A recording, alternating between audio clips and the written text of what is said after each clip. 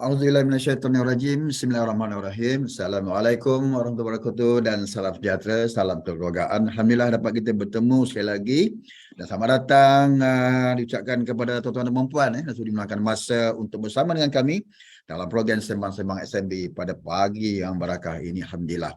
Baiklah, saya Muhammad Zaki Haji Alwi, moderator anda, dan topik yang dikongsikan pada hari ini cukup menarik ya tuan-tuan ya. Non-fungible tokens ataupun NFT dan pengurusan aset digital. Kenapa menjadi pilihan pelaburan anak muda sekarang ini? Baiklah, yang sedikit maklumat penting bersama dengan penceramah kita pada pagi ini itu Encik Yusni Muhammad Yusof, merupakan berasal daripada Selangor, anak jati Selangor ni.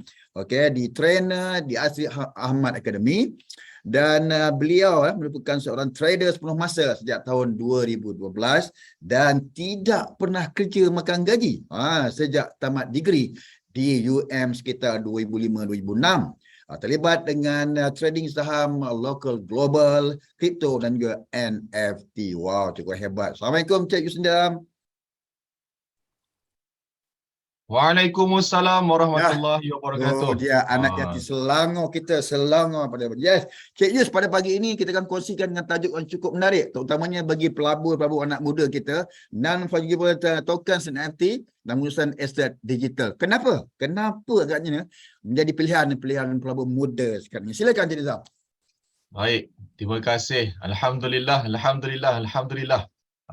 Nampak gaya kita punya moderator Tuan Zaki ni kan persis DJ Lin.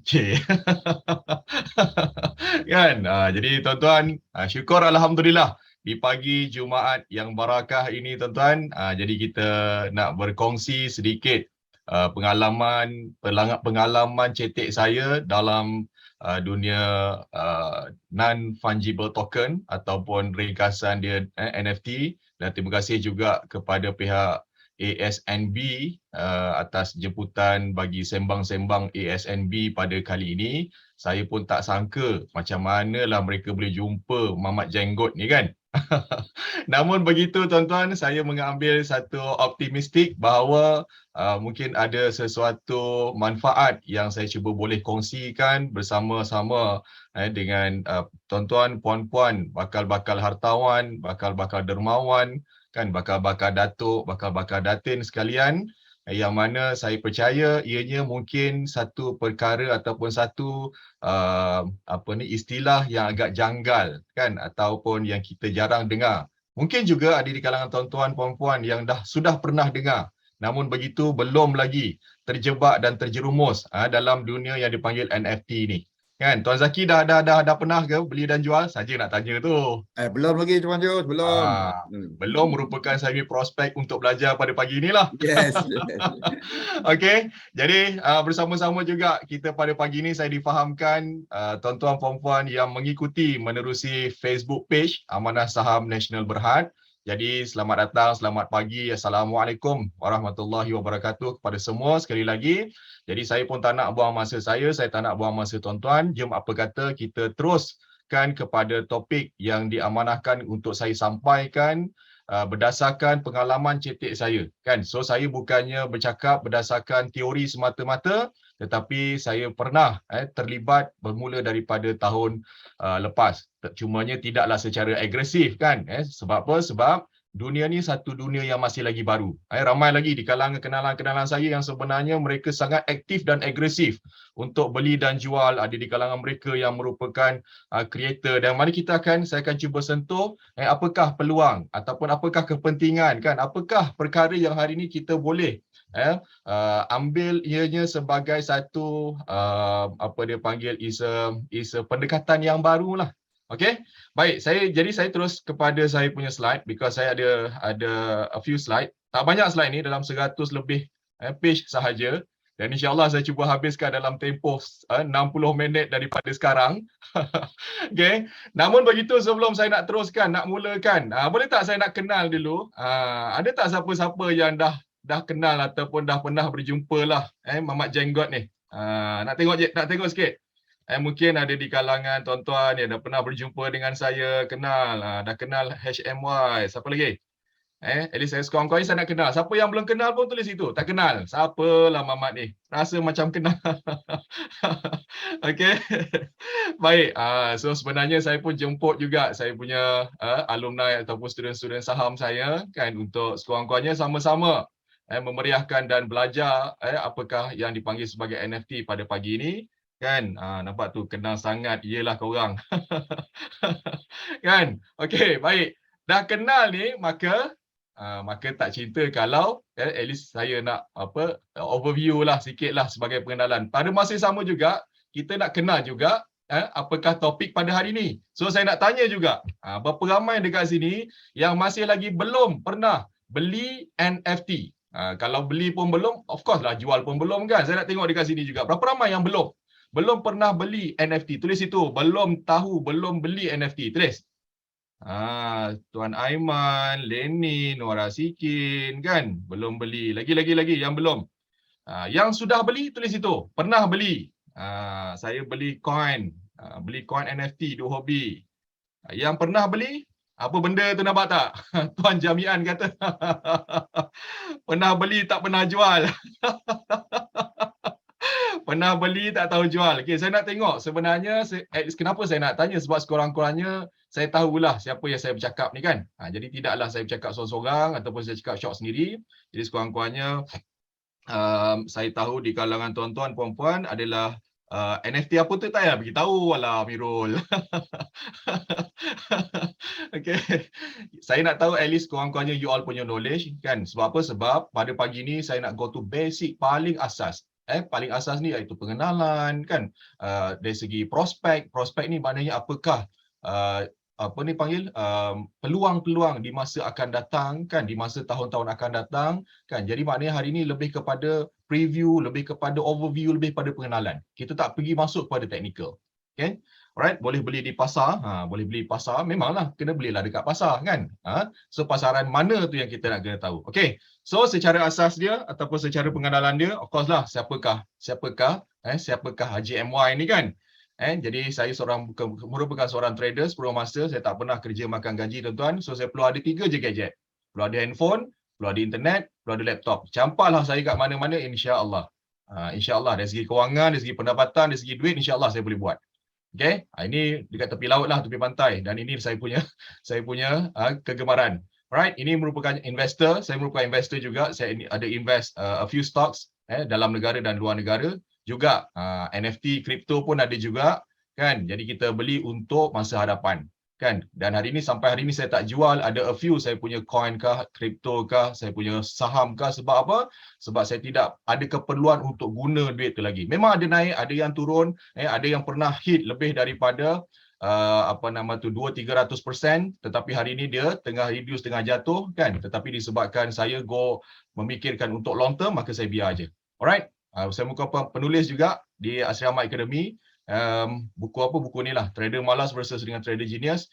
Dengan hasrat, dengan niat sekurang-kurangnya tuan-tuan, sekiranya kalau satu masa saya tak ada nanti, buku ini menjadi saksi dan bukti untuk menyampaikan mesej dan ilmu khususnya dalam bursa Malaysia, di pasaran bursa Malaysia kepada seluruh rakyat Malaysia. Itu je saya punya niat. Alright. Dan pada masa yang sama juga saya merupakan trainer di Asrama Academy yang mana kita train, kita ajar, kita guide, kita bagi panduan bagaimana nak menjadi pedagang di bursa Malaysia khususnya. Jadi itu yang saya pelik kenapa lah pihak ASMB bagi saya cerita pasal NFT ni kan. Kalau cerita pasal bursa, tu my favorite lah. Tapi tak apa. Jadi sekurang-kurangnya saya kata okay, I'm try because baru-baru ni pun pada hari Isnin yang lepas pun saya juga dijemput oleh pihak Universiti Malaya. Itu pun saya tak tolak because saya daripada UM. Bila saya dengar daripada UM saya kata okay, saya ready. InsyaAllah kebetulan pun saya agak free kan. Jadi saya kata okay, on UMCCED. Pun cerita pasal NFT juga. Alright. Ini saya punya student-student yang kita panggil sebagai private ataupun platinum students yang mereka ikut saja ke mana saya pergi. Even dekat atas laut pun mereka boleh berdagang hanya menggunakan mobile phone. Alright. So ini saya punya Facebook. Tuan-tuan boleh layari saya punya Facebook, tengok dekat situ. Kebanyakan inspirasi penulisan saya adalah berdasarkan daripada apa yang berlandaskan kepada pelaburan dan trading lah. Tuan-tuan boleh tengok. Alright. So ini saya punya page, facebook.com, fb.com/masteryus. Baik. So sebelum kita nak pergi jauh, sedikit peringatan, tuan-tuan tidak ada rakaman. Tuan-tuan tak bolehlah rakam apa-apa. Tuan-tuan tak boleh ambil apa-apa bahan daripada apa yang saya cuba nak sampaikan pada pagi ini. Dan juga pagi ini kita tak cerita pasal macam mana nak, bukan macam mana, kenapa nak paksa beli, tak ada. Dia tak ada buy call, tak ada sell call. Alright, so jaga adab, insyaAllah tuan-tuan akan dapat keberkatan daripada adab belajar ni. Dan pada masa yang sama, penafian juga tidak ada juga contoh-contoh ini untuk tujuan pembelian, tak ada. Risiko semua kena tanggung sendiri. Hari ini saya hanya berdasarkan daripada apa yang telah berlaku terhadap pasaran. Dia bukannya yang dah berlaku tu kita nak pergi beli. Dan teori sekadar impian. Tuan-tuan hari ini belajar pagi ni nanti adalah sepanjang 1 jam ni adalah belajar teori sahaja. Dan praktikal dia lah, itu macam mana nak melambangkan sama ada kita berjaya buat untung kah, buat rugi kah, ataupun tak ada buat apa-apa. Alright? Baik. So kita niat sama-sama pada pagi ni, dan hari Jumaat ni, apa kata kalau kita niat sama-sama, sahaja aku belajar, sahaja aku mengajar hari ini semata-mata kerana-Mu ya Allah. Dah. Sekurang-kurangnya apa kita buat sepanjang hari ini, insya-Allah, kan Allah akan bagi kebaikan, Allah akan bagi pahala kepada kita. Okey. Tada. Baru nak masuk nikah, apakah itu NFT? So, NFT tu apa? Apa yang tuan-tuan tahu berkenaan dengan NFT? Buku beli kat mana tak ada kat Shopee, tak ada. Buku hanya dia ada di pihak publisher saja. Baik, tuan-tuan sekiranya kalau ada soalan-soalan, kan, kalau saya terlepas pandang, nanti kita buka soalan baru kita go through balik. Boleh So pagi ni saya terpaksa cuba untuk habiskan slide ni dulu supaya tuan-tuan boleh dapat apa yang cuba saya sampaikan dah saya siapkan. So kalau dah siapkan ni tak dapat nak sampaikan dengan habis, dia macam galat juga. Kan? Jadi saya terpaksalah untuk pergi speed mana 140, 160 km per jam ni. Sekurang-kurangnya tuan-tuan boleh ambil nota ni sikit ataupun tuan-tuan boleh catat dengan cepatlah, dengan laju. Okay? Seperti mana tadi tuan moderator kita, Tuan Zaki kata, kan, non-fungible token. So kita nak faham apakah yang dipanggil fungible dan token itu. Kenapa tak tulis fungible token saja, kenapa ada non? So kita nak fahamkan dulu. Nanti saya bagi contoh, beberapa contoh untuk nak bagi senang faham, because saya biasanya gunakan ayat ataupun bahasa marhain lah, because saya pun orang kampung. Jadi nak cakap bahasa Jerman kah, Itali kah, Spanyol kah, kan, nanti lidah tu jadi terjelir macam tu kan, jadi tergeliat kan. Jadi kita gunakan slide pun dalam bahasa Melayu juga. Right? So sejenis sijil yang membuktikan pemilikan dan data. So satu sijil, token ni lebih kuranglah nak dipahamkan di sijil, pemilikan dan data, yang mana transaksi itu semua akan direkodkan, transaksi beli, jual, kan, simpanan tu semua direkodkan dalam blockchain. Apakah itu blockchain pun sekejap lagi saya akan tunjukkan dia punya slide dia.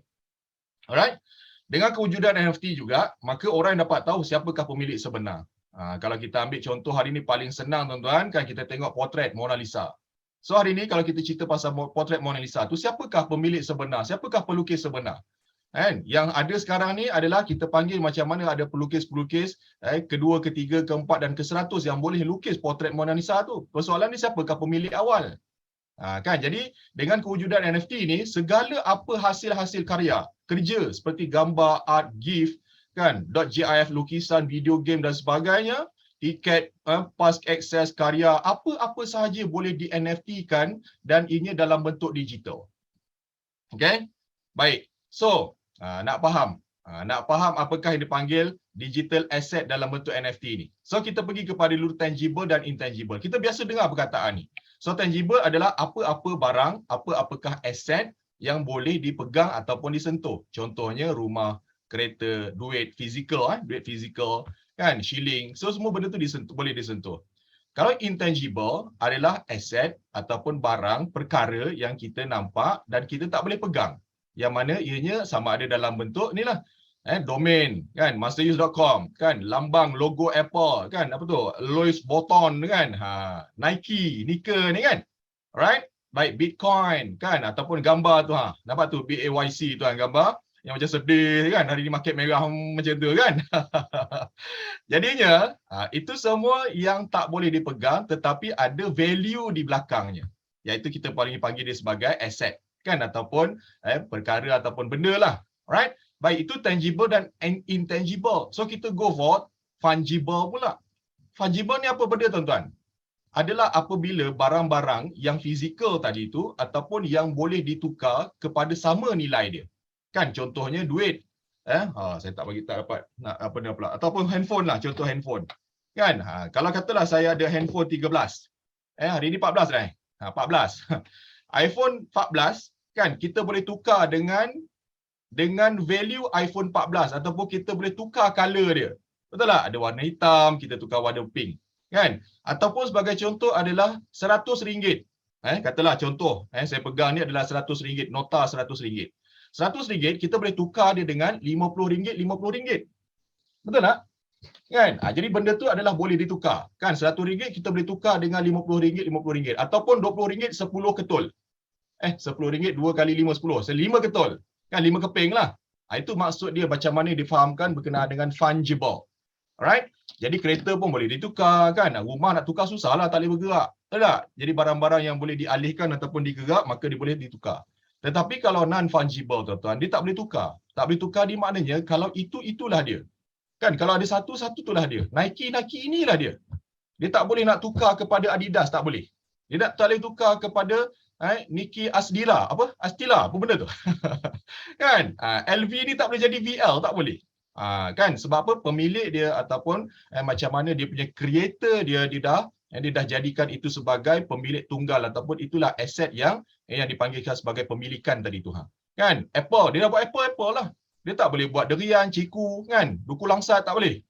Boleh faham Alright, gambar pun sama juga ataupun dalam saya bagi contoh dekat situ adalah gambar ni kan, gambar beruk ni kan. Gambar beruk ni dia tak boleh tukar dengan geberuk yang sama. Kan dia cuma dia ada gambar-gambar yang lain yang mana value dia kan boleh berubah-ubah berdasarkan daripada demand and supply. Okay, domain mastery.com tuan-tuan tak boleh tukar kepada mastery.com.my. Tak boleh, dia memang .com macam tu je. Okay, dan itulah yang dimaksudkan sebagai non-fungible.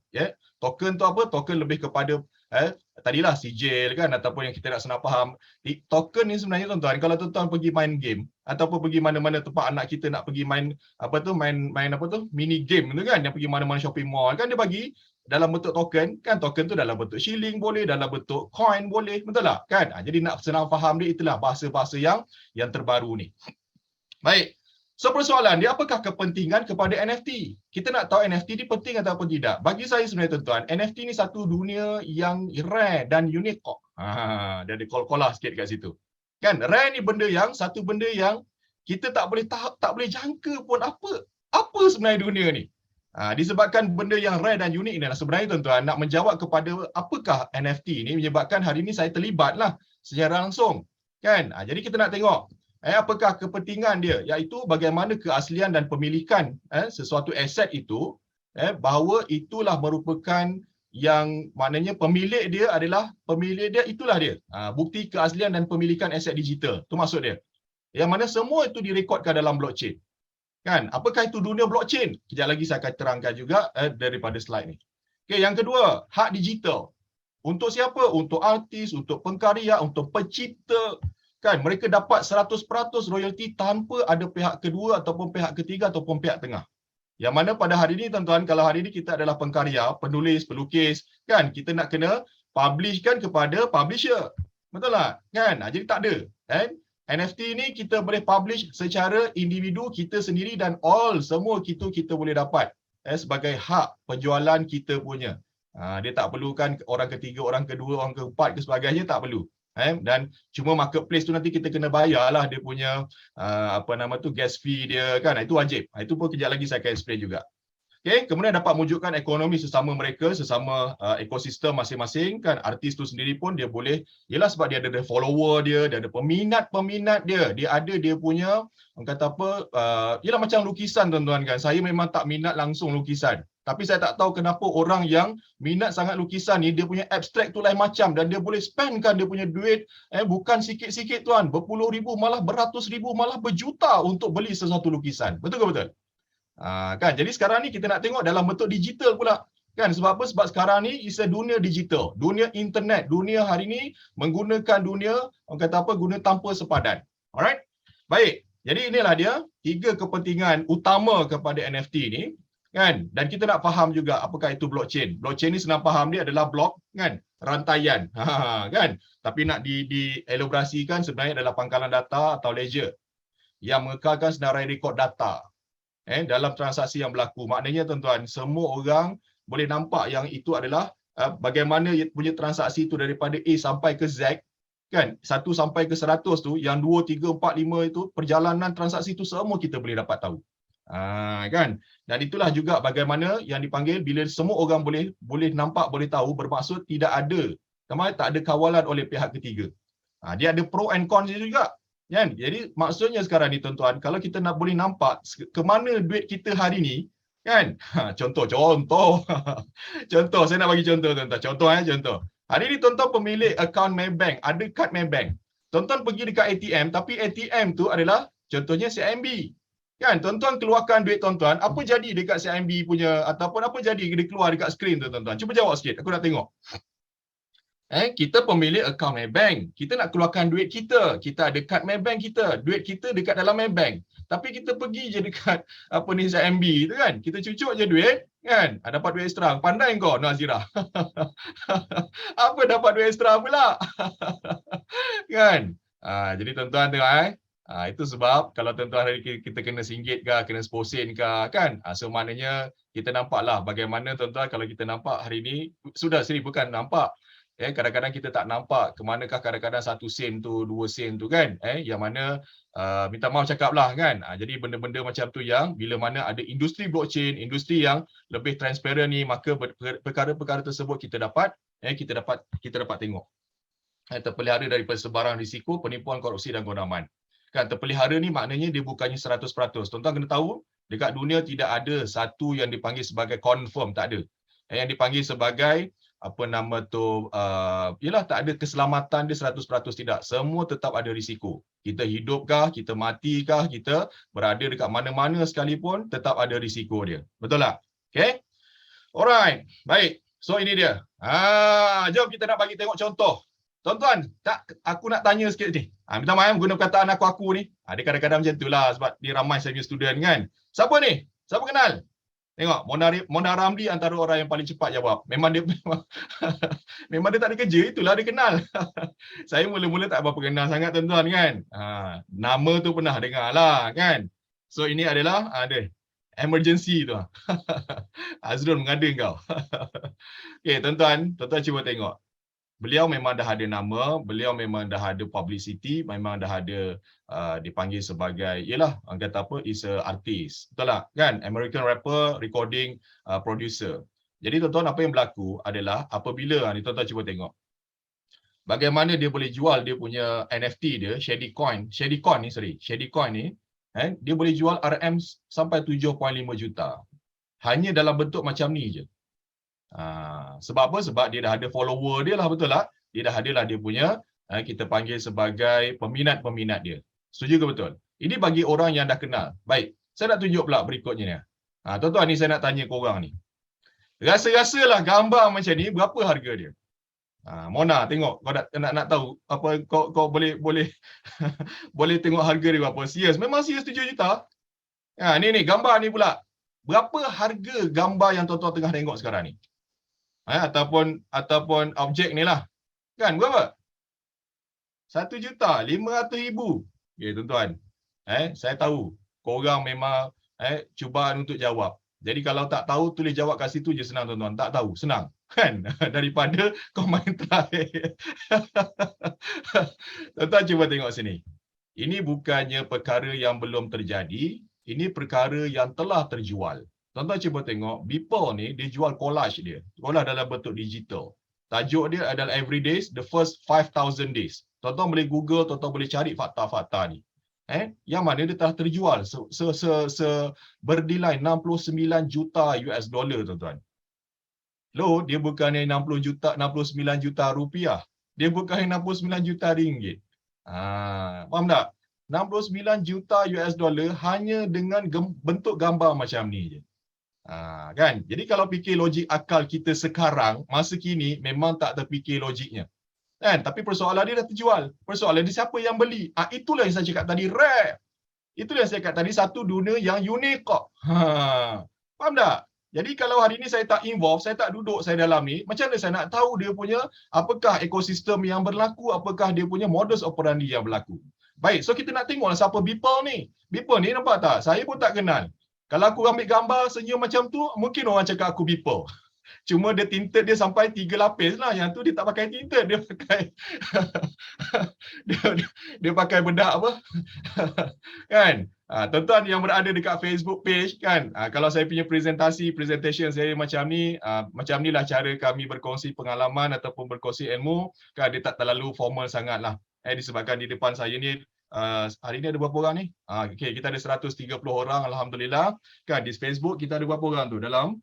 Tak ramai lah kan. Jadi apa nama tu, saya tak gerti nak mengajar macam lecturer kan, nak berkongsi macam lecturer formal, tidak. Kan, at least kita ada komunikasi dan saya nampak respon daripada peserta pada pagi ini kan. Jadi sekurang-kurangnya tuan-tuan pun boleh terimalah pengajaran ataupun kita punya sesi pada pagi ini. Boleh Baik, nampak People ni asal ni nama dia Michael Joseph ni Winkleman ni Siapakah dia? Dia merupakan digital artist.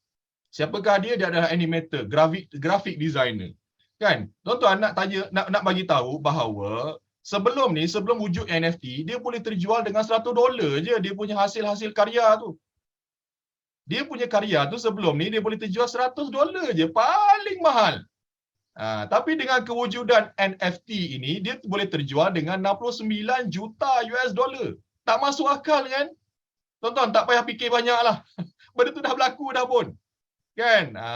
Okay. Alright, ni siapakah ini? Ini pencipta ataupun pengasas kepada Twitter. Tuan-tuan ada Twitter tak? Kalau tak ada Twitter, tolong follow saya Twitter, dekat Twitter saya, Master Yus. Kan? Twitter aku pun kat situ hidup segan mati tak mau. Kan? Sebab kita zaman-zaman apa? Friendster. Kita zaman Facebook, bukan zaman Twitter. Bukan zaman IG, TikTok ataupun Discord. Tapi hari ni saya dah kena ada tu semua tu. Nak mengikut peredaran zaman anak muda. So saya nak rasa muda, saya kena ikutlah dia orang. Faham tak tu? Zaman MIRC kan? ASL please. Okay. Bagaimana hari ni pengasas Twitter kan, dia boleh terjual dia punya tweet yang pertama tu, just setting up my Twitter. Tuan-tuan nak tanya berapa harga dia? Berapa harga tweet yang pertama ni?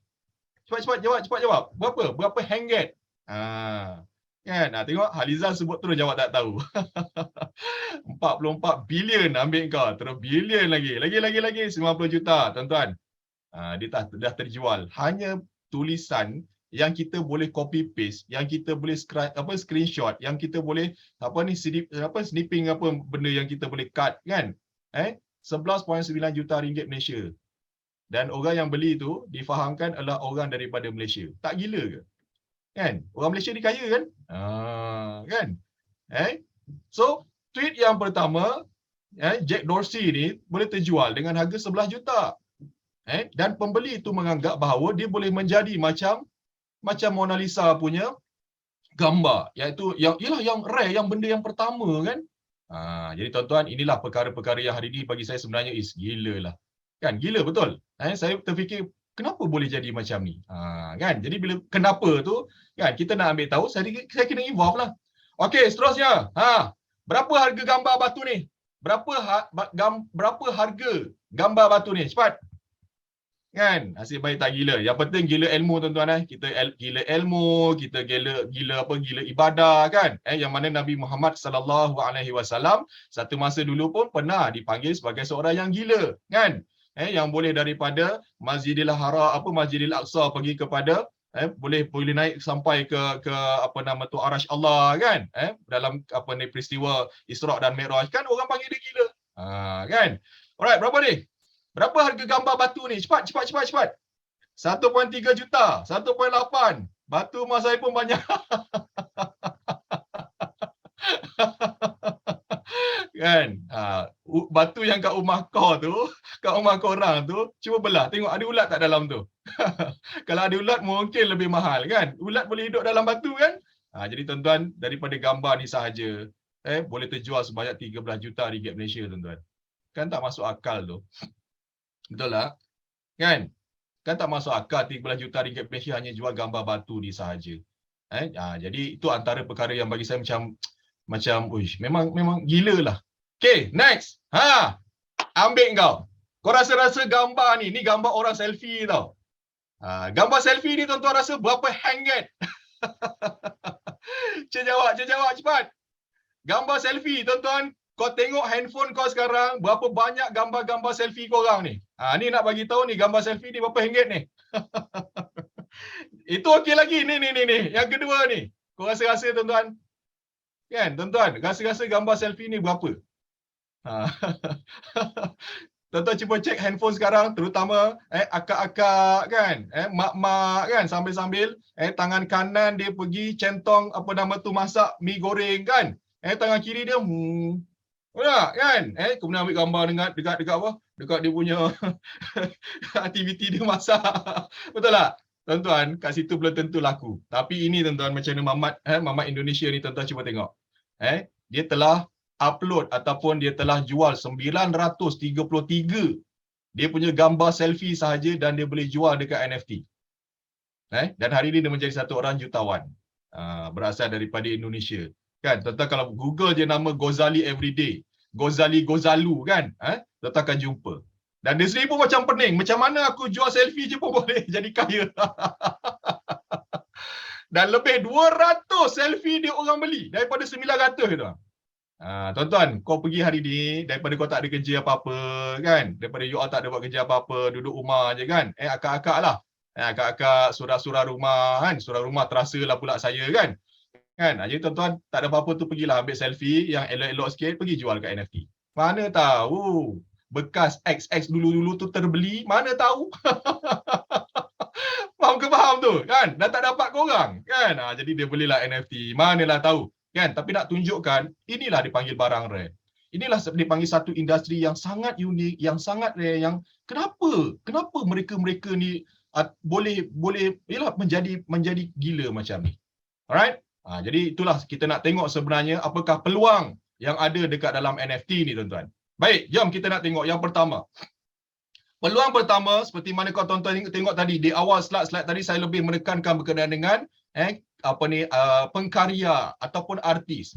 Bagi tuan-tuan yang apa nama tu mungkin ada bakat, ada gifted, ya Allah bagi anugerahkan tuan-tuan bakat, sama ada suaranya, sama ada mungkin wajahnya, mungkin dalam keadaan tangannya, ideanya, tak kisahlah tuan-tuan. Anugerah Allah ni sangat-sangat besar, sangat-sangat luas. Kan? Jadi kita tengok apakah kelebihan yang ada pada diri kita. Mungkin tak ada pada diri kita, mungkin ada juga dekat orang yang paling dekat dengan kita. Mungkin anak, mungkin kita punya suami, mungkin kita punya isteri, mungkin kita punya adik ataupun keluarga kita. Jadi pengkarya ni ataupun artis ni ataupun yang ada bakat ni sebenarnya tuan-tuan, kenalah pergi salurkan bakat ni kepada tempat yang tertentu. Kan, saya teringat lagi ada satu orang. Siapa kenal Tuan Haji Khairul Azhar? Dia merupakan salah seorang orang kuat dekat Pusat Pengurutan Zakat Majlis Agama Wilayah Persekutuan dekat Mawib, dekat KL. Kan, beliau pernah call saya berkenaan dengan NFT ni. Dia bagi tahu yang anak dia memang pandai melukis. Cuma dia kata macam mana bakat anak dia melukis ni tuan-tuan nak diketengahkan. Disebabkan dia kata adalah peristiwa lukisan anak dia tu kan, cikgu tu macam bukan cakap salah guna, tapi yalah kan, nak bagi tahu yang lukisan tu sebenarnya anak dia punya.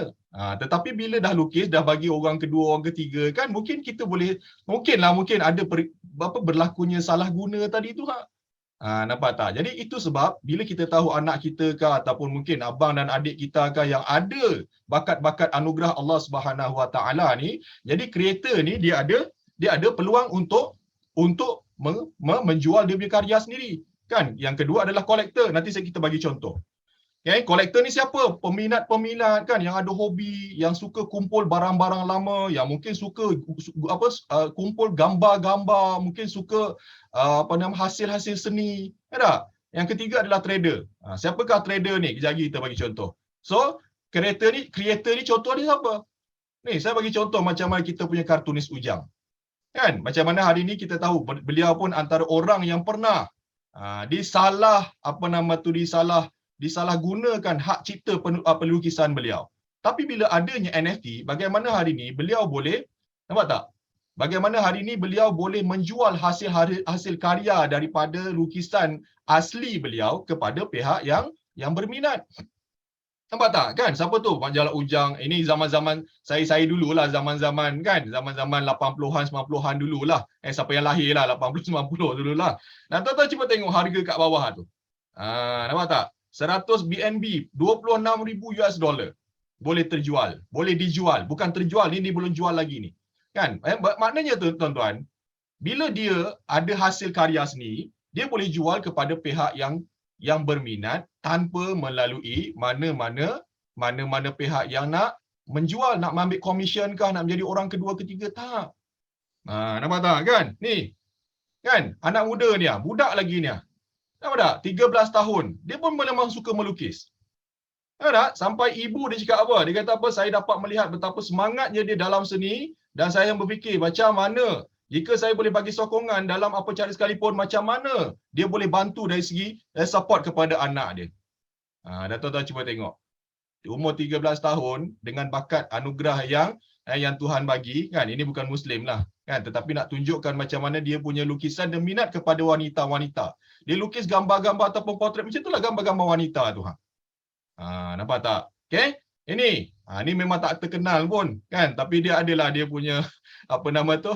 Ada bukan gosip, apa dia panggil? Ada kontroversi lah, ada kes viral lah, kan, tapi dia merupakan artis kat Malaysia. Kan? Tu Namawi ni. Anak seni tempatan ni. Dia seorang rappers. So macam mana dia rappers dia boleh terjual antara satu lagu dia bernilai 3.5 juta tuan-tuan dekat NFT. Kan? So dalam keseluruhan dia boleh jual sampai lebih kurang dalam 6.3 juta tuan. Nampak tak? Nampak tak? Kan? So hari ni kalau kita tengok perbandingan antara artis digital macam ni dengan artis yang hari ni kita nampak dekat luar sana, kan ada beza dia. Maksud saya beza ni adalah macam mana hari ni kita nampak bukanlah kata cerita pasal juta-juta tu, tidak tuan-tuan, tapi inilah dia panggil is a peluang. Inilah panggil opportunity yang orang lain belum involve lagi. Alright? So artis pengkarya yang ada bakat tuan-tuan boleh. Boleh tengok dekat mana bakat tu berada. Alright? Yang kedua saya kata tadi adalah collector, sebagai contoh siapa yang ada hobi, yang ada minat, kan, maka mereka bolehlah. Ini lebih kepada kolektor, beli simpan, kan, menjadi koleksi peribadi, menjadi orang kata apa, yalah, bila cerita soal minat tuan-tuan, dia bukannya soal harga lah. Setuju ke betul? Kan kadang-kadang tak apa-apa lah dia simpan, tapi dia punya minat tu penuh bilik dia, penuh store dia, penuh rumah dia dengan barang-barang minat dia tu. Dan dia sanggup untuk berbelanja. Malah kata apa, kalau dia belanja tu boleh buat sebiji rumah lah. Setuju ke betul? So ini yang berlaku. Baik. Cuma yang ketiga, peluang sebagai seorang trader. Siapa boleh? Siapa saja. Saya boleh. Sebab saya trader dekat bursa, saya trader dekat kripto, saya trader juga dekat global. Nampak tak? So bila NFT boleh di trading, mana kita beli, kemudian kita boleh jual. Kan? Contohnya ni. Inilah saya punya contoh. Saya pernah beli ni. Entah apa benda lah, singa yang bertindiknya, yang pakai. Kan? Ini modal dia tak adalah banyak sangat tuan-tuan, lebih kurang dalam RM5,000, tapi dia boleh bagi pulangan sampai RM14,000. Tuan-tuan cuba kira. Dalam tempoh sebulan tak sampai pun sebenarnya, modal RM5,000 kan, dapat RM14,000. Mana ni traders? Kira ROI dia jap. Kan, kira berapa ROI? Kan modal RM5,000 beli objek ni, kemudian terjual 1.5 ETH tu. Nampak tak? Kan, ya, untung RM9,000. Berapa ROI? Kita nak cerita pasal ROI. Kan, pulangan dia. Mona, cepat. Kau suka kira-kira kan? Okay. So, berapa pulangan dalam tempoh 1 bulan? Apakah itu ROI? Kan, return ke atas investment. Dia boleh panggil ROC pun boleh, return kepada capital. Kan, return of capital, return of investment. So, kita keluar duit, dapat berapa duit tu? Pulangan berapa? Kan, nampak tak? 180%. Kan, within a month, dalam tempoh 1 bulan.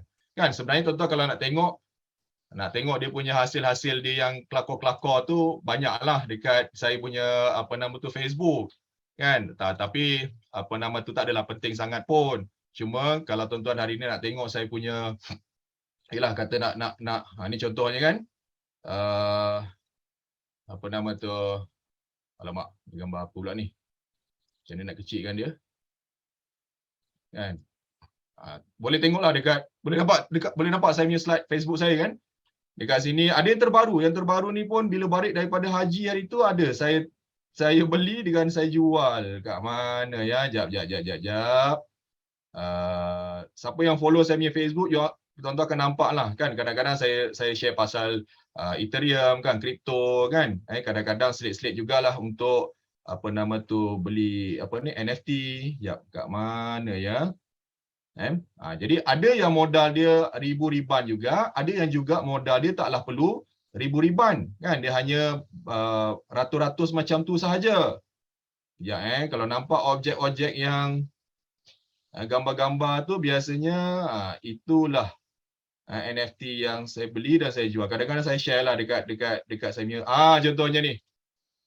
Nampak tak ni? Ini tak mahal lah. Ini tak adalah mahal. Sekejap, kat mana nak tengok posting dia? Nak tengok posting dia dekat mana? Ni contohnya juga. Kan? You successful beli. Ni successful bought ni belilah. Tapi kalau tunjuk kat sini ni. Ini beli, ni nampak ni. Ini beli, kita beli, kemudian kita boleh jual. Ada kan? View post. View post. Ni dia. Merempit 17 minit dengan ROI 22 sen. Kan? Saya ni memang terkenal dengan rempitan kan, cilok tangkona kan. Jadi tuan-tuan cuba tengok dekat sini kan. So beli jual dalam tempoh 17 minit dapatlah 22%. Apa beli ni Beli kat sini kan 25 PM ni petang, kemudian 2.22 petang terjual dah. Tu tadi yang saya kata tadi, apa yang saya kata tadi tu trader. Trader maknanya kita boleh beli dan kita boleh jual. Sesiapa sahaja. Okey. Baik. So, tuan-tuan nak jadi yang mana? Tuan-tuan decide lah sendiri. Jangan tanya saya, tuan-tuan kena tanya diri sendiri. Soalan ni bukan diajukan kepada saya. Tuan-tuan kena tanya diri sendiri. Aku nak jadi apa? Kan, ataupun aku boleh jadi apa? So saya bukannya ada bakat untuk menulis apa melukis nak karya untuk menyanyi tak ada. Tetapi saya kata saya ada bakat untuk trading. So saya akan beli dan jual dekat NFT inilah. Macam tu lebih kurang dia. Okey? Baik. Baik. Jadi kita nak tengok pula. Ni dia punya rumusan dia. So itu antara dia punya peluang-peluang yang ada dekat dalam dunia NFT ini. Okey, baik. So tuan-tuan, kita tak nak cerita yang enak-enak saja. Kita tak nak cerita yang bulan dan bintang saja. Jom kita tengok di sebalik daripada NFT. Apakah peraturan dia? Apakah dia punya rules dia? Kan? Yang pertama tuan-tuan, ini bukan tempat skim cepat kaya, bukan. Maknanya tuan-tuan, bukan hari ni kita buat, hari ni kita beli, semalam dah kaya raya, tak ada. Kan? Ramai orang nak macam tu kan? Beli hari ni semalam dah untung. Setuju ke betul? Kan? Kalau boleh hari ni beli, hari ni juga jadi kaya raya. Tak. NFT bukan tempat jadi untuk skim cepat kaya, tetapi dia boleh bagi pulangan yang tuan-tuan boleh nampak tadi itulah. Alright, jadi sekurang-kurangnya kalau kita konsisten dan kita ada ilmu, ilmu ini kita praktiskan dengan konsisten, dengan betul, dan kita duduk dalam circle yang ada ilmu-ilmu ni, maka sebenarnya tuan-tuan dah berada kat dalam satu perjalanan untuk menuju kepada kejayaan. Kejayaan ni subjektif tuan-tuan. So kejayaan bagi saya adalah macam mana hari ni kan saya boleh sembahyang subuh secara berjemaah, sebab sebelum-sebelum ni saya tak pernah berjemaah sembahyang subuh kat rumah. Tak? So itu kejayaan yang sebenar. Macam mana hari ni kita boleh lebih bagus daripada sebelum ni. Nampak tak? Kan kalau sebelum ni kita tak solat sunat duha. So tadi sebelum sesi tadi saya sempat buat 4 rakaat solat duha. Itu kejayaan dalam kehidupan. Bukan hari ni kejayaan kita nak kena ada duit yang banyak, ada rumah yang besar dan sebagainya. Itu bukan nilai kejayaan. Kan nilai kejayaan hari ni macam mana hari ni Allah nampak kita sebagai satu orang yang mengikut apa yang Allah nak. Okey. Baik. So boleh jadi aset yang terbaik. Kan? Dan dia berada dekat dalam ekosistem Ethereum. Saya juga merupakan kolektor kepada Ethereum. Saya suka sangat. Kan ada untung je kat saham ke kat mana-mana ke aku beli Ethereum. Tak banyaklah RM500, RM1,000. Waktu sekarang tengah jatuh ni RM6,000. Kan? Right, gas fee tak dapat dielakkan. Apakah itu gas fee? Ini lebih kepada teknikal lah. Nak senang faham dia lebih kepada macam charge. Kan? Kalau macam saham tu dia ada brokerage fee. Kan? Dia ada fee lah. Dia ada charge dia. So ini memang kena bayar ataupun kena bagi sebab kita akan gunakan nanti trust wallet, kita gunakan marketplace. Kan? Semua benda-benda tu memang ada dia punya fees dia. Rug pull itu pasti, untung itu rezeki. So siapa yang pernah dengar kan, rugi itu pasti. Kan, rug pull ni dalam bahasa trader dekat dalam kripto, dalam NFT lah.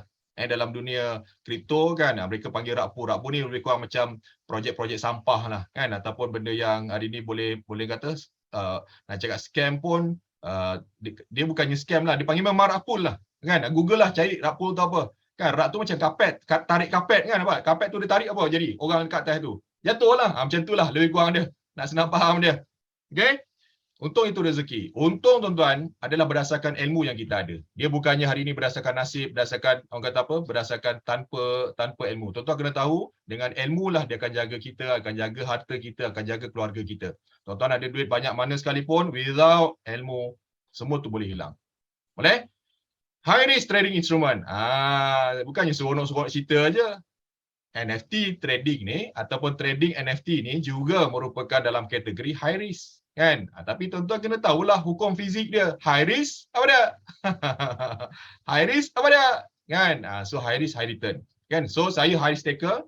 Saya jenis orang yang risk taker. Kalaupun tak high risk pun, saya risk taker punya orang. Kan? Jadi, yelah bila dah tak kerja ni pun, tuan-tuan, bukan tak kerja. Maknanya saya tidak kerja makan gaji, tuan-tuan. Jadi, saya merupakan survival. Risk taker yang sehari ni saya tahu. Saya punya big boss yang paling besar adalah yang maha kaya atas tu. Tak adalah atas, maksud saya adalah yang maha kaya tu lah. Ada kan? So itulah saya punya big boss yang paling kaya. Dia boleh bagi saya berapa banyak pun. So saya tak ada gaji. So saya buat kerja saya buat urusan saya buat kerja kita. Yang selebih dia kita tawakal, kita berserah kepada yang maha kaya. Kan? Itulah kehidupan saya. Baik. So 90% adalah projek-projek yang mengarut ataupun kita panggil projek sampah. So persoalan dia tuan-tuan, macam mana nak cari yang 10% tu Yang mana kita tahu peratusan kejayaan ni, even orang yang berjaya dekat dunia ni pun peratusan dia tak banyak. Tak? Orang trader dekat saham pun, trading saham pun hari cerita seronok-seronok je. Tapi tak ramai yang konsisten. Baru-baru ni bila saya post dekat Facebook, ada satu orang saya punya student platinum, modal RM8,000. Dia trading menggunakan konsep compounding dekat dalam saham, hari ni dah jadi RM93,000. Daripada RM8,000 dalam tempoh 10 bulan. Sebelum ni lah. Kan, baru-baru ni, kemarin semalam yang saya post yang terbaru tu, dia bagi tahu dah jadi RM112,000, tuan-tuan. Kan? Kemudian adalah orang pepertikaikan, dia tanya, berapa ramai macam ni? Semua sama ke? Kan? Berapa peratus? Kan? Sebenarnya soalan-soalan tu, dia orang dah tahu dah. Kan? Jadi sebenarnya tuan-tuan, kita pun dah tahu, hari ni orang yang berjaya dekat dalam universiti pun tak ramai. Bukan semua berjaya kat universiti, kat sekolah. Bukan semua berjaya kat sekolah dapat nombor 1. Betul-betul. Lepas habis universiti, bukan semua dapat kerja, bukan semua berbisnes, bukan semua yang menganggur macam saya. Kan? Jadi maknanya kita tahu, kejayaan ni adalah kejayaan yang peratusan dia memang rendah. Jadi persoalan dia, macam mana kita nak cari yang 10% tu? Kita jangan mempersoalkan 90% sebab kehidupan kita pun 90% adalah risiko. Betul tak? Persoalan macam mana kita nak uruskan risiko-risiko yang ada ni dan kita nak menghala ke arah kejayaan. Boleh? Baik, so ini dia yang dipanggil sebagai peraturan tadi tu, aturan tadi tu ataupun rules kepada NFT ni. So kita tak nak cerita pasal yang best-best, yang bagus-bagus sahaja, tidak. Hakikat dia inilah yang boleh berlaku dekat dalam dunia yang baru ini, kan? Dalam dunia yang agak unik, yang agak rare ni, dan saya sangat-sangat sangat-sangat eager dan sangat excited because kan bila kita jumpa komiti, kita jumpa dengan orang-orang yang memang terlibat secara langsung. Memang saya ada a few kenalan, tuan-tuan. Memang boleh dikatakan sebulan tu memang dia wajib, memang akan ada beli dan jual lah. Beli dan jual, ada untung memang ada rugi. Tapi kalau hari ni dia stop, saya percaya dia akan rugi. Yang orang diam sekarang ni adalah orang-orang yang rugi. Saya tak diam. Kan, maknanya masih lagi ada untung lah. Boleh faham tak tu? Baik, persoalan dia bagaimana nak bermula? Tada! Cerita punya intro, persoalan dia how to start. Betul tak? Kan? So macam mana nak mula? Kan? Okay? So macam mana nak mula? Dimulakan dengan bismillah. Mulalah dengan bismillah, mulalah dengan istikharah. Kan, bagi yang muslim, kan? So saya pun telah diingatkan sebelum kita nak mulakan apa-apa, bisnes kah, pekerjaan kah, kan, dunia benda yang baru kah, tuan-tuan, cubalah amalkan, tak banyak pun, 2 rakaat je. Kan, mulakan dengan istikharah, kan? Sebab kita tak tahu. Kita rasa dia baik untuk kita. Tapi belum tentu Allah bagi benda tu baik untuk kita. Setuju ke betul? Walaupun benda tu baik, tetapi mungkin hikmah yang berlaku tu adalah semua daripada hikmah yang Allah cuba bagi untuk kita supaya kita boleh belajar sebagai peringatan kepada kita. Alah, kan? Jadi tuan-tuan nak mulakan dengan istikharah, mulakan dengan kebaikan dulu. Kan? Alright. So cara nak mula tak lain tak bukan memang kena ada account. Okay? Kalau tuan-tuan nak terlibat dalam dunia trading saham, kena ada CDS account. Kalau tuan-tuan nak gunakan kripto, tuan-tuan kena ada account-account yang kita boleh beli dan simpan ataupun jual kripto tu. kan, yang dipanggil exchange kan, ataupun dipanggil sebagai wallet kan, wallet tempat simpan duit. Baik, so dekat sini, dekat NFT ni kan, MetaMask adalah antara trust wallet ataupun dipanggil sebagai wallet yang popular diguna pakai oleh seluruh dunia yang membeli ataupun menjual ataupun yang menyimpan NFT lah. So kita punya wallet maka kita menjadi amanah untuk kita. Maksudnya tuan-tuan jangan bagi orang kedua, jangan bagi orang lain untuk simpan wallet kau. Faham tak ni? Wallet kita lah, duit apa kita punya dompet. Kan letaklah dalam kita punya handbag ke, dalam kita punya tas ke, dalam kita punya poket. Kenapa nak bagi orang lain uruskan kita punya wallet? Nampak tak? Hari ni ramai orang duit dia pergi bagi orang lain uruskan. Habislah duit tu. The moment kita bagi je kat tangan orang lain, the moment itulah sebenarnya kerugian yang confirm habis. Jadi apa salah dia? Kita lah urus sendiri. Kita lah tengok duit tu sendiri. Kalau berganda lah, kalau berkurang lah. So kita taklah salahkan orang lain. Nampak tak? Kan ini ada duit penat-penat bekerja, penat-penat bisnes kan. Dah bersara semua duit tu bagi dekat orang lain. Ya Allah. Kan penat tuan-tuan kan. Berpuluh tahun kita bekerja nak dapat sumber pendapatan, nak ada saving, nak ada, ya Allah kan. Jadi jangan lagi tuan-tuan lepas ni. Kalau siapa-siapa sekalipun, ustaz ke, motivator ke, Perdana Menteri pun minta duit kan untuk diuruskan, jangan. Faham tu? Kan? Duit kita adalah amanah kita, jaga sendiri.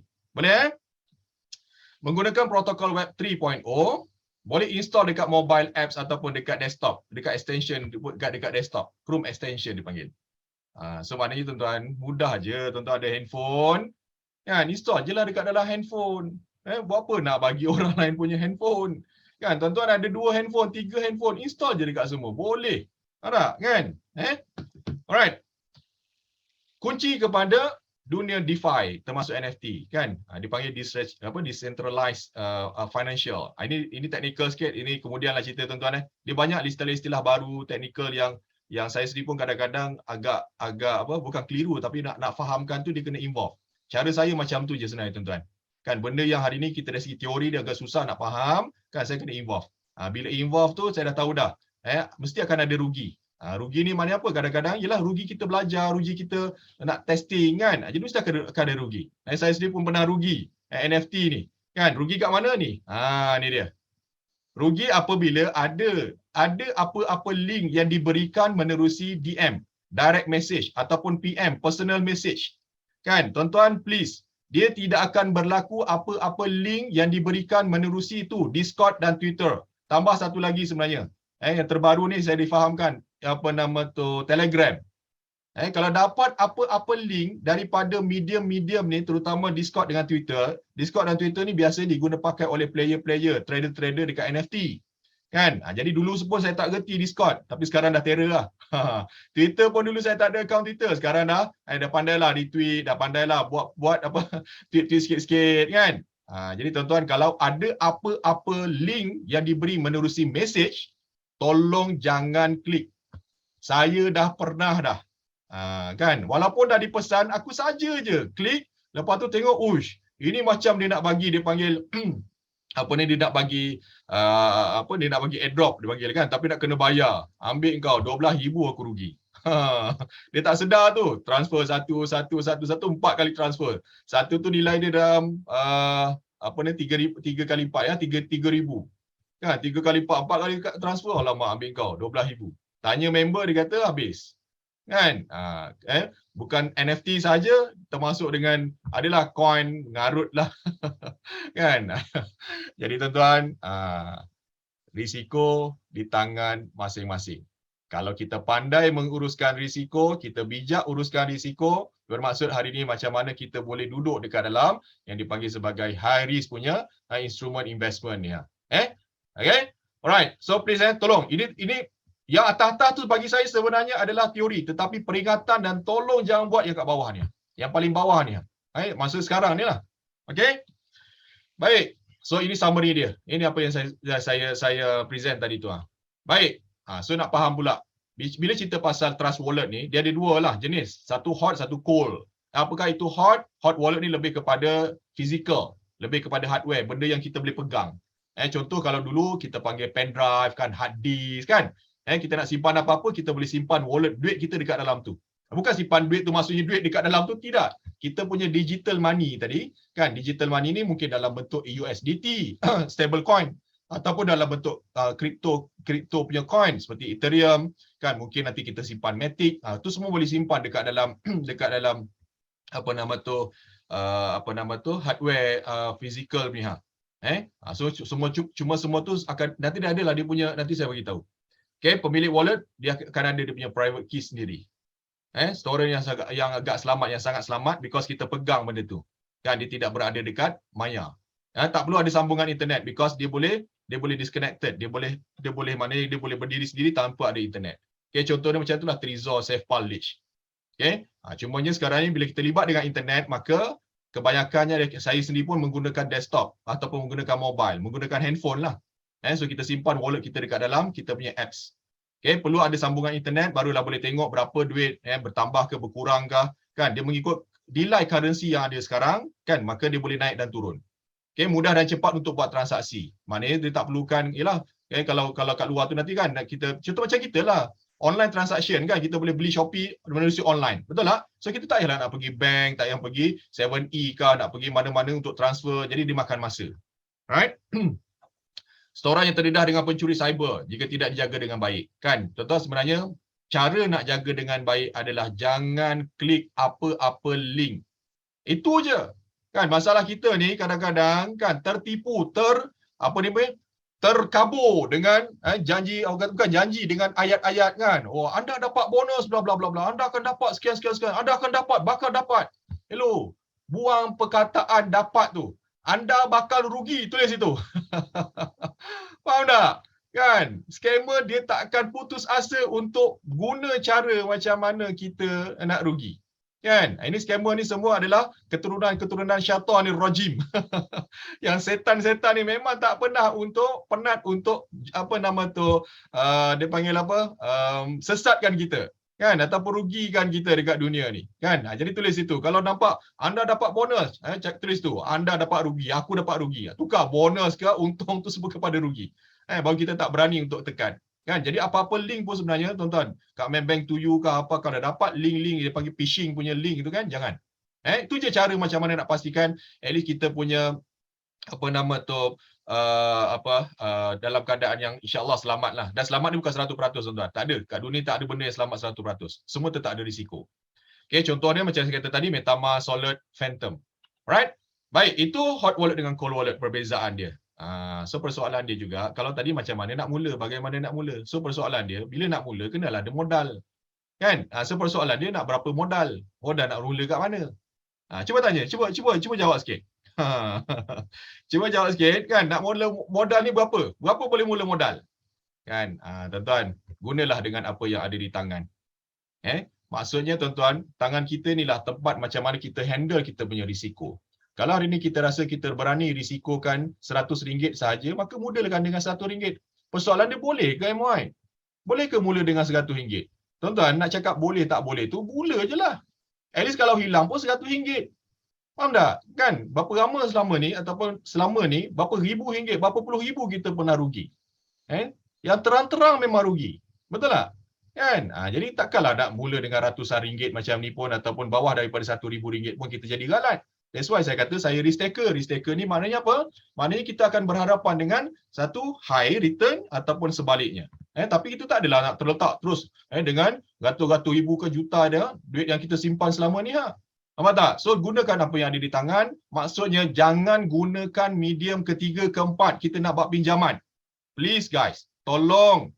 Jangan ada cara fikir untuk gunakan pihak pinjaman bank, Along, Angah, Tok Cik ke sebagainya, jangan. Tak payah pinjam mak, ayah, adik-beradik, tak payah. Apa yang ada dekat tangan, gunakan sahaja. Ukur baju di badan sendiri. Boleh faham tak tuan-tuan? Kan, risiko paling utama apabila kita gunakan pinjaman ke ataupun personal loan ke whatsoever kat luar sana lah tuan-tuan. So guna apa yang ada di tangan. Kalau rugi pun, kalau hilang pun, kita tak galat, because dia bukannya duit orang lain, duit kita sendiri. Boleh tuan-tuan? Alright. So macam mana nak dapat Ethereum? Ni Ethereum adalah antara coin yang diguna pakai yang diguna pakai dekat wallet MetaMask tadi tu kan. Jadi cara dia adalah boleh beli terus daripada MetaMask. Atau cuma dia gunakan kredit kad yang tertentu sahaja. Saya pun sendiri tak beli direct daripada MetaMask because dia punya charge pun agak mahal. Even saya sendiri pun saya tak ada kad kredit. Ya tuan-tuan, penganggur macam saya mana boleh apply kad kredit. Kalau apply banyak kali kena reject je. Kan, setiap kali kalau pergi shopping mall kadang-kadang ada orang tahan tu kan. Beli kat register ni dapat barang percuma betul tak? Saya kata no, saya tak kerja. Tapi saya ada EPF, saya bayar lembaga, saya bayar zakat kan. Tapi saya tak ada statement saya tak cantik, tak dia panggil tak konsisten pun kan. Tapi dia kata tak apa, apply nanti dapatlah barang free lah dapat kan. Saya dah cakap dah memang. Tapi dia nak juga. Saya kata okeylah, kalau kau nak juga tak apa. Kan baru-baru ni dapat iPod letak dekat telinga tu kan, dapat iPod lah, dapat tuala lah, dapat macam-macam lah, termos lah kan. Orang nak bagi, ambil lah. Aku dah cakap aku tak boleh. Selama ni kalau apply pun memang tak lepas. Ada. Even sebenarnya saya tak minat pun untuk ada credit card kan, walaupun dah beberapa orang yang advise untuk ada credit card, tapi alhamdulillah saya guna debit card pun adalah point dia. Saya guna BigPay, ada few lah yang debit card yang saya guna pakai pun masih lagi boleh survive. Because saya tak nak terikat dengan yalah, kita tak kerja ni banyak risiko yang boleh sekiranya kalau kita tak bijak untuk uruskan kewangan kita. Itu saya. Alright. Baik, so boleh beli daripada Luno dan transfer kepada MetaMask. Saya nak tanya tuan-tuan, siapa yang belum ada Luno? Ada tak yang belum ada Luno? Luno ni merupakan nanti saya tunjuk dia punya apa nama tu? Luno tu apa? Okey, tak apa. Yang belum ada Luno. Siapa belum ada? Dah terkubur? Ya Allah. Macam mana boleh terkubur tu? Kan? Ni. Tengok ni siapa Azrul. Kau nak kena tembak ni Luna Maya tiba-tiba. Aduh, yai. Okay. So, klik link kat situ. Okay, jangan komen apa-apa lagi. Tuan-tuan jangan komen apa-apa. Saya bagi link ni, tuan-tuan boleh register. Tuan-tuan, dengar. Cepat. Jangan komen apa-apa. Jangan komen apa-apa. Sebab, saya bagi link ni, tuan-tuan, dengar. Kalau tuan-tuan buka akaun Luno, secara percuma. Dia percuma je. Free sahaja. Sekejap je. Tak sampai 1 jam, tuan-tuan boleh verify. Yang link pertama tu saya bagi Luno, yang kedua adalah tokenize. Baik, Luno ni tuan-tuan akan register percuma, tak payah ada komitmen apa-apa pun, tak payah. Tetapi dengar, tetapi kalau tuan-tuan deposit RM250 untuk letak dalam tu, dia tak hilang pun RM250. Tuan-tuan akan dapat free RM25. Dapat free dalam bentuk Bitcoin. So automatic dah dapat Bitcoin. Cuma RM250 tu jangan guna apa-apa lagi. Sebab apa? Sebab itu boleh diguna pakai untuk beli coin. Beli Ethereum kan, dia ada Ethereum, dia ada Ripple, dia ada Bitcoin, ada apa lagi? Ada few, sekarang ni ada lebih daripada 5 dah. Sebelum ni sikit je. Yang link kedua tu adalah tokenize. Okey, dengar. Tokenize ni pula best dia yang bawah ni Yang bawah ni tuan-tuan, bila open je account tokenize ni, automatic tuan-tuan dapat RM15. Tak payah deposit apa-apa. Tak payah deposit duit apa-apa, dapat RM15. Tuan-tuan, dua-dua ni saya ada. Malah saya ada lebih daripada 2 lah. Nanti saya tunjukkan apa yang registered dekat Malaysia ni. Alright, ini bagi yang belum ada account ni. Baik. So, kita teruskan. Ni contoh. Saya kata tadi, kan, Luno ni adalah berdaftar dekat Malaysia. Ada 4 sahaja exchange yang berdaftar dekat Malaysia. Tuan-tuan boleh layari dekat sini ni. Saya klik kat situ. Pergi dekat screen number 3. Itu dia. Nampak tak? So ada 4. Tuan-tuan boleh pergi dekat laman web SC, Suruhanjaya Security Malaysia, kan, Securities Commission Malaysia. So ada 4 sahaja list of registered digital asset exchange. Ini ada dekat Malaysia saja tuan-tuan. So ini bagi tuan-tuan yang mungkin baru kan, nak lebih secure kan, tak apa, buka je akaun yang ada dekat Malaysia. Alright, so ada Luno, kemudian yang kedua dia ada tokenize ni. Kan, so link yang saya bagi tadi tu adalah Luno dengan tokenize. Dua-dua tuan-tuan boleh buka lah. Yang ketiga ada Synergy, yang keempat adalah MS Global. Tuan-tuan nak buka Synergy dengan MS Global pun boleh juga. Saya ada keempat-empat ini. Keempat-empat ni memang saya ada. Okey. Baik, so apa fungsi ini? Fungsi ni exchange ni tuan-tuan boleh beli Ethereum tadi tu. So bila beli Ethereum, tuan-tuan boleh transfer terus kepada MetaMask. Kan tadi beli daripada MetaMask. Ini lebih kepada teknikal sikit lah tuan-tuan. Teknikal ni maknanya kena fokus ataupun kena buat sesi khas teknikal lah, sebab dia melibatkan teknikal, maknanya kena buka handphone, kena register dulu, kena transfer pula nak gunakan network apa, kan, nanti dia ada security dia ada dia punya scan dia, kan, semua benda tu yang agak teknikal sikit lah. Okay, alright. So empat ni yang berdaftar dekat Malaysia. Alright. So ada juga yang exchanger daripada luar. Exchanger luar ni terpulang pada tuan-tuan, kan, nak ada ataupun tidak terpulang. Kan sebab apa? Sebab tuan-tuan kena tahu dunia blockchain ni dia dipanggil dunia yang dipanggil decentralized. Decentralized ni maknanya dia tidak ada mana-mana negara yang kongkong, tak ada negara mana-mana yang mengawal dia. Kan? Jadi dari segi keburukan dia, mungkin ada orang kata, kan, kalau tak boleh dikawal, maknanya benda tu boleh jadi open dan dia lebih mudah untuk scam, lebih mudah kepada pendedahan yang lebih, kata apa, jenayah yang lebih luas, kan. Itu terpulang.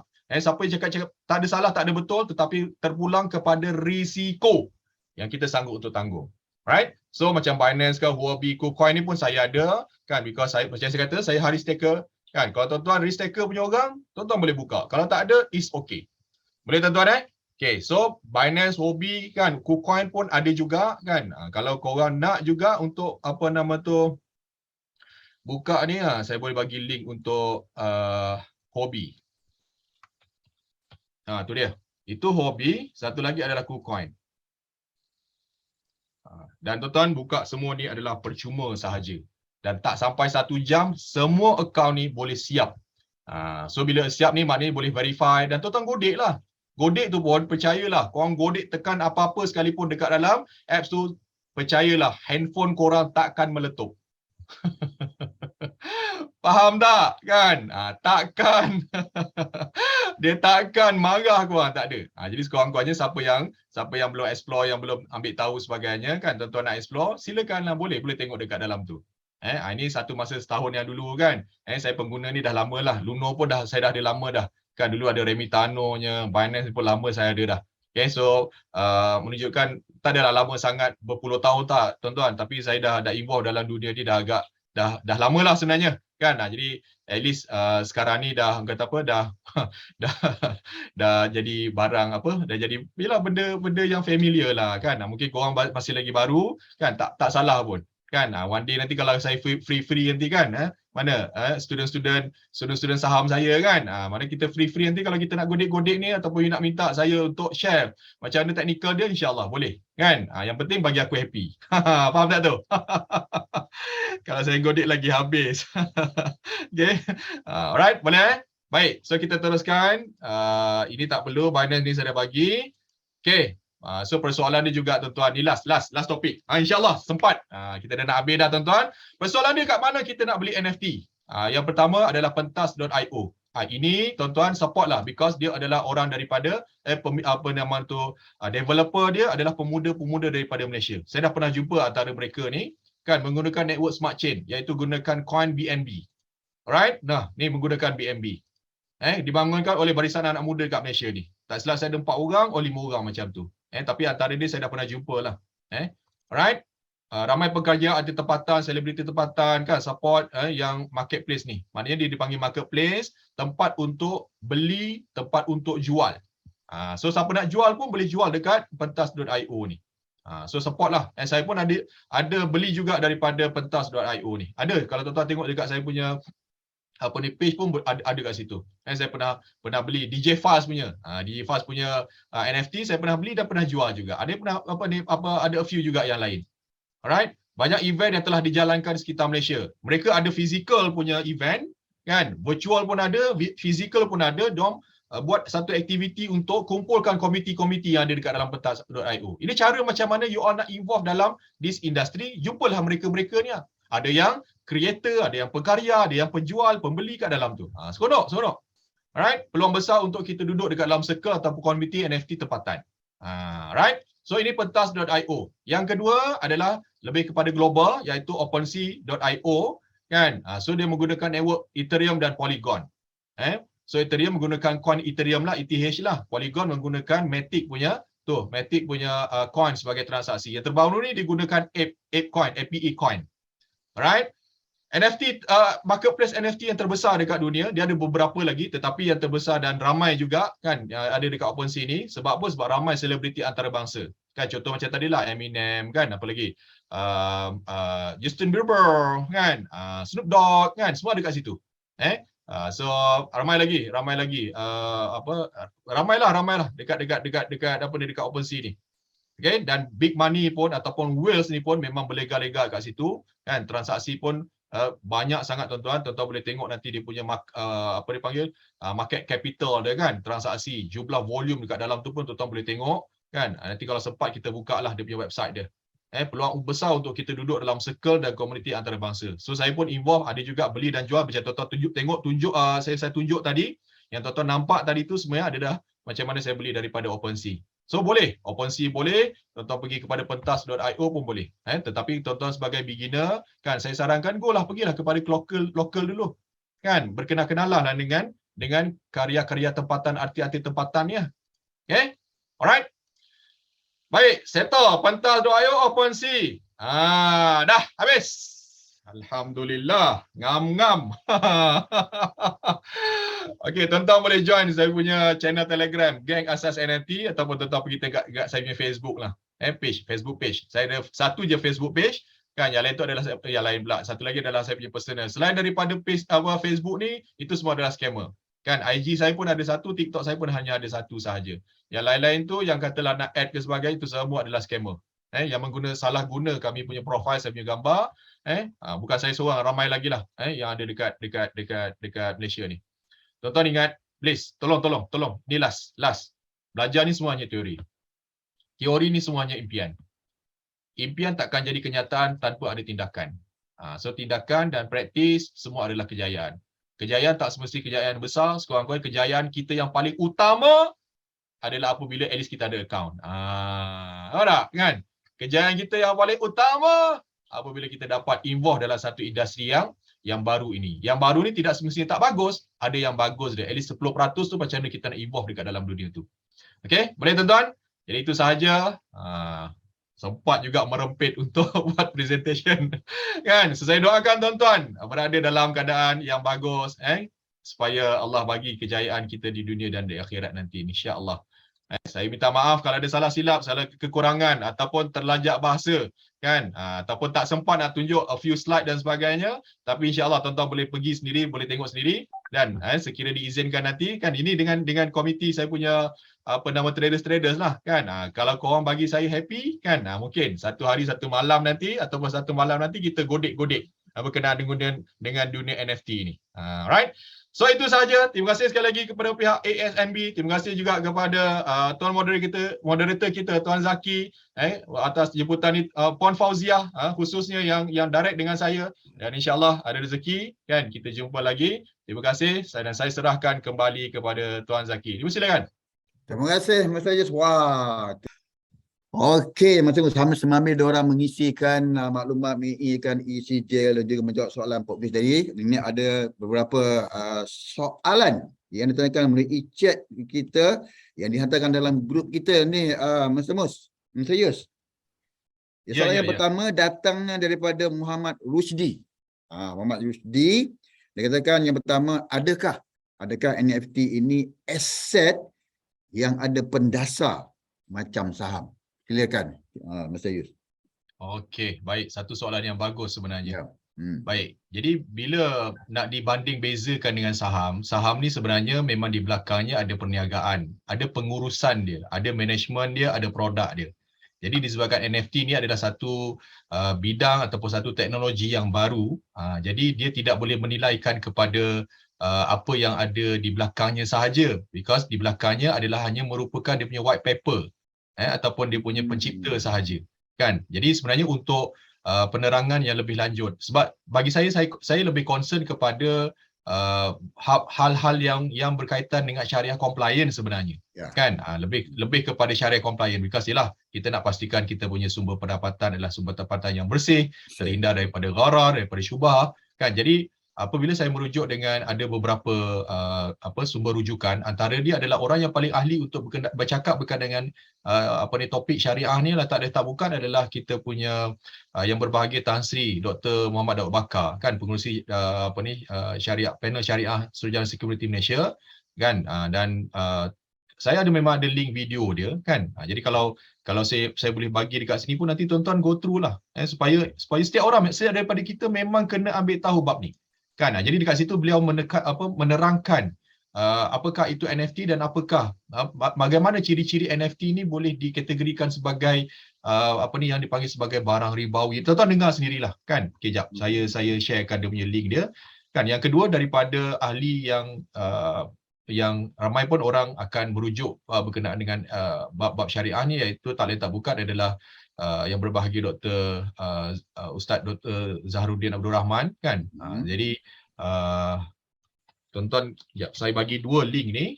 Jadi tuan-tuan boleh dengar sendiri daripada penerangan daripada beliau lah. Okey, ini daripada yang berbahagia Tan Sri Dr. Muhammad Daud Bakar. Okey. Alright, itu yang pertama. Yang kedua adalah berkenaan dengan dengan Dr. Zaharuddin Abdul Rahman. Zaharuddin. Kan? Okey. Dan yang ketiga adalah daripada dengan Dr. Toha. Dulu dipanggil P.U. Toha lah, kan, Dr. T. Jadi kat sini pun ada juga pihak Astro Awani juga pernah bersoal jawab bersama dengan beliau. Jadi ketiga-tiga ni sebenarnya tuan-tuan boleh dengar secara berulang kali. Kan. Jadi dari segi pendasar dia macam mana, apakah di belakang dia sebagainya, yang berkait rapat dengan soalan sahabat kita tadi itulah. Dan saya lebih menekankan berkenaan dengan syariah compliance sebenarnya. Jadi berbanding kalau sebelum ni kalau ada orang nak tanya pasal syariah, inilah saya dah bagi jawapan dulu dah. Jawapan dia daripada video ni. Kalau tuan-tuan tak apa-apa jelas, bagus dia tuan-tuan pergi bertanya dengan mereka yang ahli. Sebab saya tak ada hujah dan tak ada fakta, saya tak ada apa yang saya boleh bagi tahu. Cuma saya ambil daripada mereka dan saya kata okey, bila dia jatuh kepada hukum harus, maka saya involve lah, kan. Macam tu. Alright. Okey. Alright, itu jawapan daripada Mas Yus. Ini daripada Wan Masjid. Tambahan daripada situ Mas Yus. Nizam ni bertanya, pula, bukankah NFT ni tempat untuk cuci duit? Sebenarnya cuci duit bukan NFT je. Kan?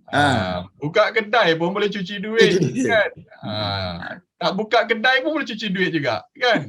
Jadi sebenarnya tuan-tuan, tu sebab saya kata tadi, dia bukannya skim cepat kaya, bukan. Sebenarnya bila ada unsur-unsur yang melibatkan scammer, penipuan ataupun benda-benda yang negatif ni lah, cuci duit dan sebagainya, memang boleh jadi tempat, kan. Tetapi kenapa kita nak involve perkara-perkara tersebut, kan. Jadi kita pun tahu tuan-tuan, dalam dunia fizikal sekarang pun, kan, dari segi jenayahnya, dari segi kita panggil apa, benda yang negatif dia pun terlalu banyak, kan. Jadi apa-apa sekalipun boleh menjadi benda yang negatif, tetapi kenapa kita nak pergi ke arah itu, kan. Kita kalau hari ini kita nak pergi ke arah yang lebih halal, yang lebih jelas, kan, kata lebih bersih, macam tu. Alright. Okey, itulah Nizam tambahan. Duit tu boleh cuci, kita dari mana boleh cuci, kata Mas Yus. Okey, soalan bertanya, boleh bagi website ke? Website yang sah untuk trading NFT. Okey. Tuan-tuan pergi dekat website ni. Okey, tu dia. Kan tadi antara website yang dia panggil marketplace, marketplace dia tuan-tuan boleh pergi kejap, saya type dulu. Pentas.io. Okey. Jadi tuan-tuan boleh buka laman web ni. Ini adalah tempat di mana kita boleh membeli dan right, boleh nampak tak? Yes. Boleh. Okey. NFT marketplace. Ya, saya sekali lagi share. Okey, baik. Right, boleh nampak kan? Ini yang saya katakan tadi adalah developer dia daripada Malaysia, anak muda daripada Malaysia. Kan? Cuma nak masuk ke laman web ni, dia kena ada wallet yang dipanggil tu, nampak tu kat atas tu. Kan? Yang dipanggil MetaMask, kan? Tuan-tuan kena, kalau buka kat sini MetaMask. Okey, ni dia. MetaMask.io ni, ni kena register dulu. Kan, kena download dekat dalam handphone, kan, ataupun kena ada account MetaMask ni dulu.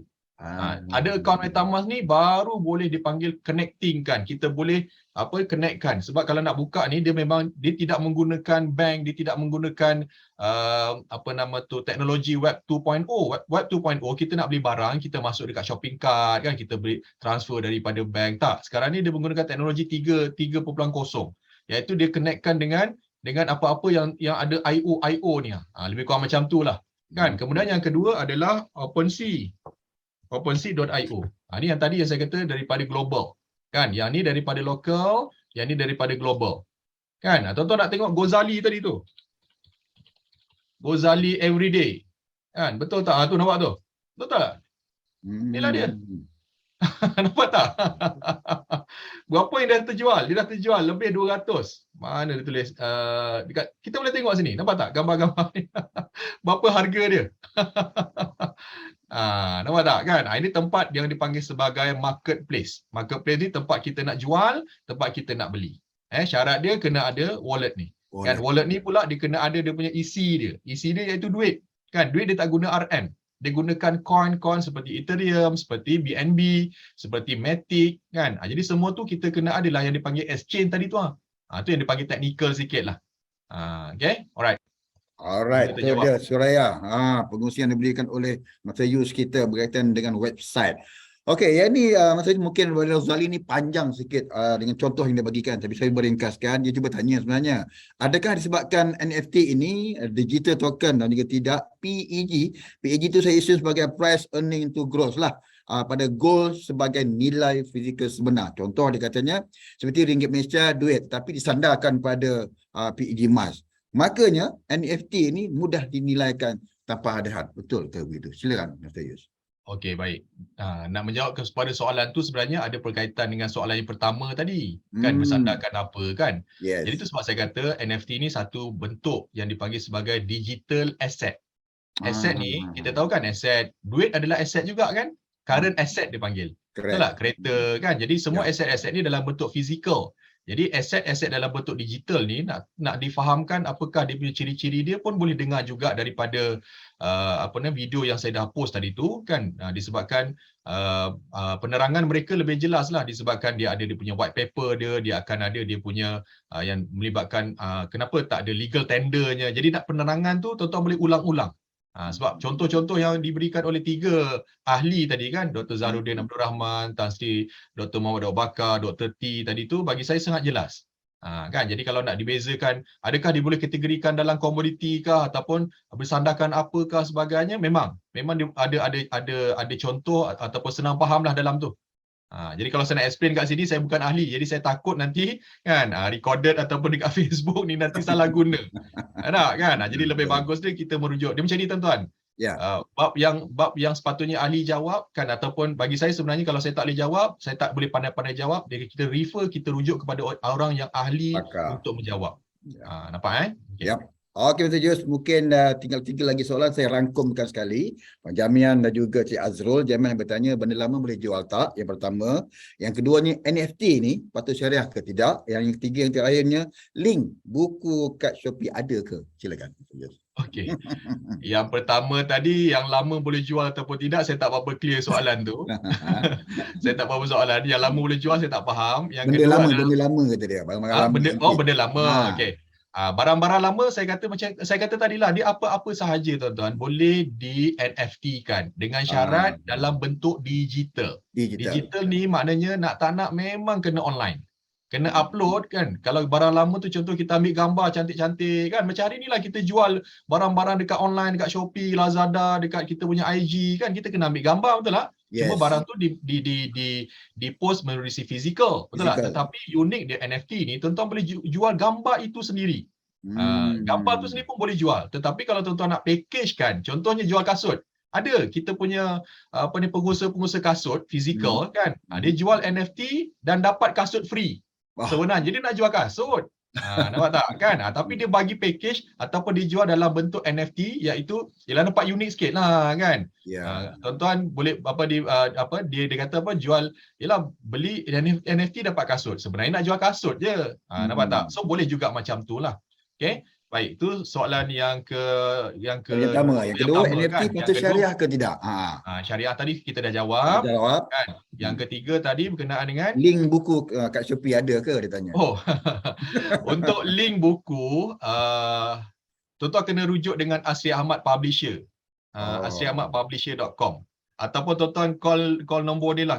Tuan-tuan nak dapat buku apa sebenarnya? Buku NFT saya tak ada. Saya punya buku buku apa tadi yang bertanya tadi tu? Kan? Okey. Dia tak spesifikkan buku apa. Dia kata je, link buku kat Shopee ada ke, kata. Kan, kalau buku saya tadi tu kan, okey, kalau buku saya dia tak ada dekat Shopee, dia hanya ada dekat organizer sahaja. Tuan-tuan mungkin boleh call nombor ni lah, 016 berapa nombor dia? Tu. Ini pihak admin Academy, Asri Ahmad Academy. Jadi 16 Tuan Azrul boleh hubungi nombor di talian tadi tu untuk tanya berkenaan dengan buku-buku, sebab buku ni berkisar berkenaan dengan trading dan pelaburan saham dekat Bursa Malaysia. Ni bukan pasal NFT. Kan NFT mungkin boleh dapatkan daripada cuba Google lah. NFT pun saya percaya memang ada, kan, mungkin dalam versi bahasa Inggeris. Kan, tapi itu boleh dapatkan lah. Cuma buku saya tak ada penulisan dalam bahasa Melayu ataupun dalam topik NFT. Alright. Kata terakhir dan pesanan. Okey, Mas Yus, berkaitan dengan apa kita topik yang kita bincangkan pada pagi ini. Silakan, Mas Yus. Alright, jadi untuk akhirnya seperti mana tadi saya pesan bahawa teori hanya sekadar impian, kan. Jadi kita nak merujuk kepada kejayaan, nak mengukur kejayaan kita, tak lain tak bukan memang kita kena ambil tindakan. Tindakan dengan ilmu, yang mana ilmu ni lah yang boleh menjaga kita, ilmu lah menjaga harta kita, dan ilmu lah juga yang boleh menggandakan modal yang kita ada setakat hari ini. Kan, jadi without ilmu, tanpa ilmu, kan, segalanya boleh hilang dalam sekelip mata. Kan, jadi itu sahaja. Kan, saya doakanlah sekali lagi kepada semua 100 orang pada pagi ini, tuan-tuan diberikan kefahaman, diberikan terbuka hati untuk terlibat dalam satu industri yang baru ini, yang mana bagi saya dia agak unik, dia agak rare, dan dia agak satu benda yang bersifat interesting, satu benda yang sangat seronoklah untuk kita explore, dengan syarat dengan ilmu je. Kan, ilmu, kemudian kita duduk dalam circle yang betul, maka kita akan dapat segala apa yang teknologi-teknologi yang baru ini. Sekali lagi terima kasih kepada pihak Amanah Saham Nasional Berhad, kepada Puan Fauziah, kepada tuan moderator kita, kepada semua juga yang support pada pagi ini. Dan mudah-mudahan tuan-tuan dapat sesuatu manfaat, dan mudah-mudahan tuan-tuan juga boleh sebarkan manfaat ini kepada lebih ramai lagi kawan-kawan kita dekat sana. Terima kasih semua. Assalamualaikum warahmatullahi wabarakatuh. Waalaikumsalam warahmatullahi. Terima kasih Encik Yus Nizam Muhammad Yusof selaku trainer di Asri Ahmad Academy yang sudi bersama dengan kami pada sembang-sembang SME ini. Cukup menarik, cukup ilmu yang mantap dapat kita pelajari dan kita menjadikan panduan dan kehidupan syariah. Walau bagaimanapun di luar sana, kita ucapkan selamat bercuti. Biasa dah satu Ahad, banyak lagi tuli kahwin yang kita nak jemput yang datang ni. Yus, kan? Jadi jaga SOP, jaga kesihatan. Dia diharapkan masa kita akan dijemput lagi, insyaAllah ada peluang, ada masanya kita jemput sekali lagi. Dan bagi pihak SMB, saya kata kami mohon maaf di atas kecurangan yang berlaku sepanjang mungkin menjalankan. Kita berjumpa di lain waktu, dan selamat beristirahat, selamat bercuti di hujung minggu. Sekian, saya sudahi dengan wabillahi taufiq wal hidayah. Assalamualaikum warahmatullahi wabarakatuh. Terima kasih semua.